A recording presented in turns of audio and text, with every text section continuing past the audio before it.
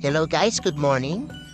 So, ipapakita ko lang sa inyo yung mga challenges na gustong ipagawa ni Facebook Meta sa atin. So, it's Monday today and start siya ng ating weekly challenge. So, I'm using my cellphone.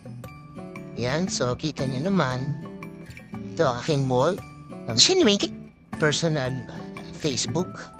So, click lang natin itong sa upper right corner, itong may picture. Yan, ito. So, click natin ito ulit. Yan. So, pwede tayong mag-shift from our personal Facebook papunta sa ating mga FB pages. So, as you can see, marami siya. Lahat ng Facebook page na connected sa inyong profile, nandito siya. So, I'm focusing only on 4 Facebook pages. So, mahirap din pong mag-maintain ng sobrang madami. So, focus lang kayo. Sa akin, 4 yung napili ko. So, ang aking primary na Facebook page, si Affordable Quality Home. So, click natin siya. Yan. So, itong wall natin na to, this is Affordable Quality Homes na to. So, as you can see, click natin ulit siya. Yan. Click natin yung ating pinaka-wall. Yan.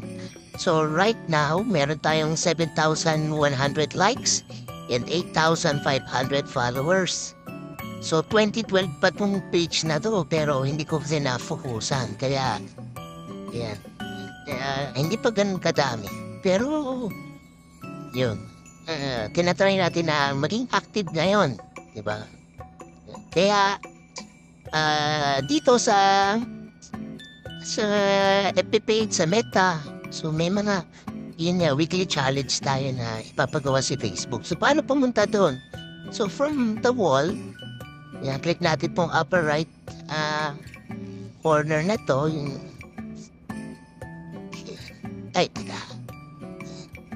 oops, yan. Tapos, click natin tong professional dashboard.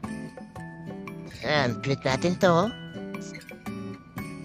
Ayan, so makikita natin dito na dito sa taas na ganun yung weekly challenge progress. So, right now, meron pa akong may 67% pa remaining. Tapos makikita mo din sa kanya, kailangan ko pang mag-respond to 47 comments. Yung ganun kadami yung pending ko. So, click natin tong weekly challenge progress. Click natin siya. Yan, so 6 days left pa. Kasi nga Monday ngayon, start pa na yun. Yan, so anong kailangan kong gawin? Kailangan kong mag-grow, number 1, to grow to 14 yung followers. So 7 pa lang yan. 7 out of 40. So kailangan kong maka 40 daw this week. So paano natin gagawin yon?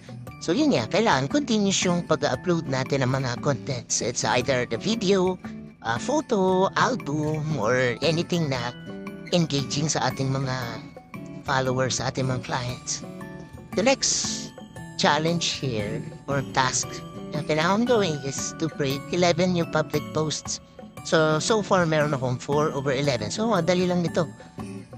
Mag-create lang ako ng 7 pa na kahit ano, video reels or photo.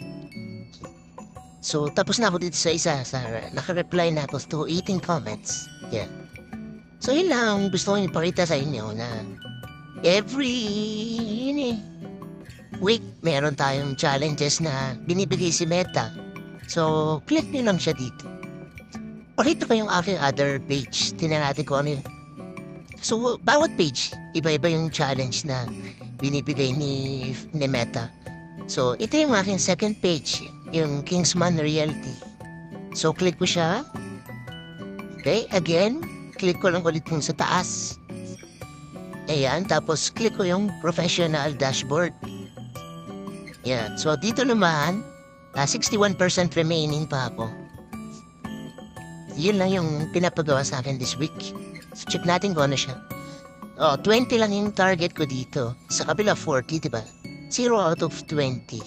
Tapos kailangan daw mag-create ng 7 new public posts. Tapos kailangan ko mag-reply to 10 comments. So yun.